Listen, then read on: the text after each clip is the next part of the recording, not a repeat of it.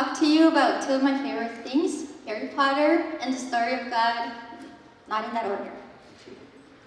Before I get started, I need to warn you that if you've never read the books or seen the movies, the plot will be spoiled today. So if you've never heard of Harry Potter, I suggest you cover your ears or step out.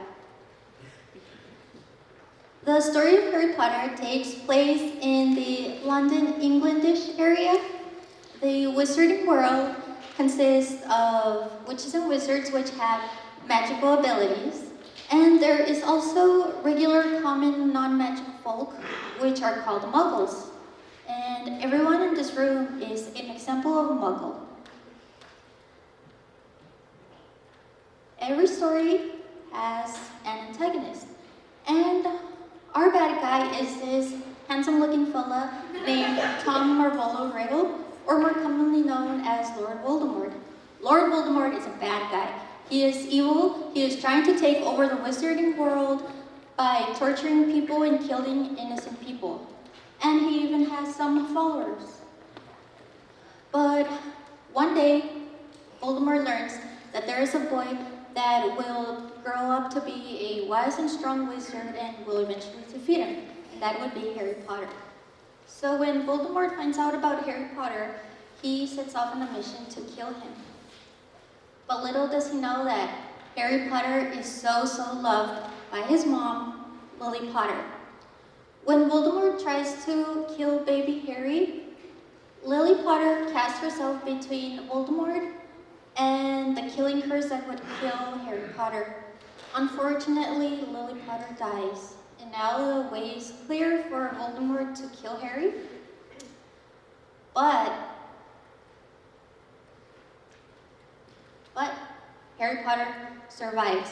This is because when Voldemort tried to kill baby Harry, the killing curse rebounded from Harry's forehead onto Voldemort, and this severely weakened him.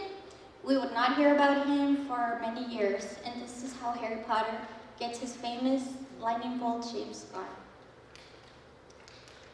Harry Potter grows up to be a handsome young man. He gets to go to Hogwarts School of Witchcraft and Wizardry. He meets good friends, and together they grow up to be great witches and wizards. But Voldemort has made a return, and he is back with a vengeance. He is back to finish what he started.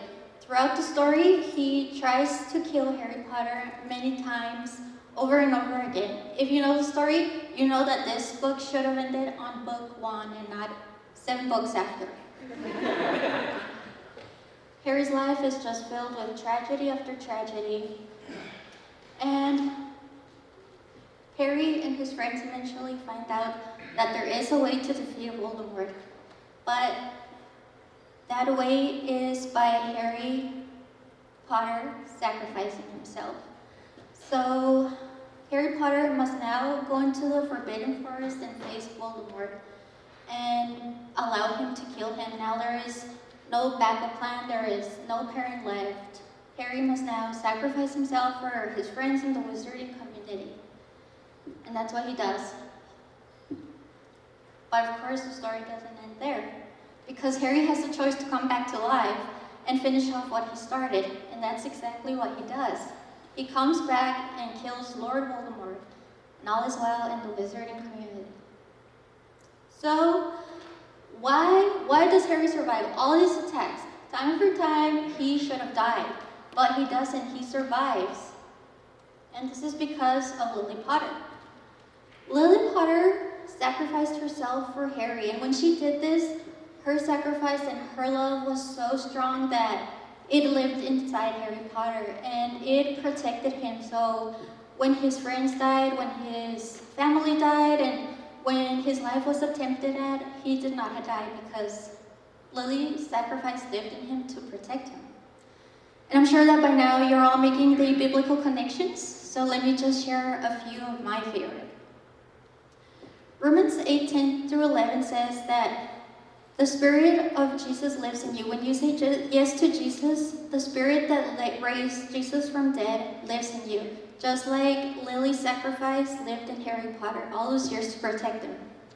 And I know that if you know the story, you know that Harry's life was a big tragedy.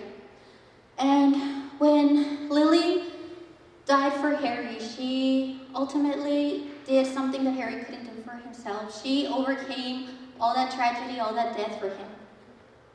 John 16:33 says that you and I will face trouble, but you can take heart because Jesus has already overcome the world. So when you hear or think about the story of Harry Potter, I just hope that you remember how he was loved. His mom loved him so much that she sacrificed herself for him. John 3:16 says that God is a good father. He is a good father that he gave his only son for you and I.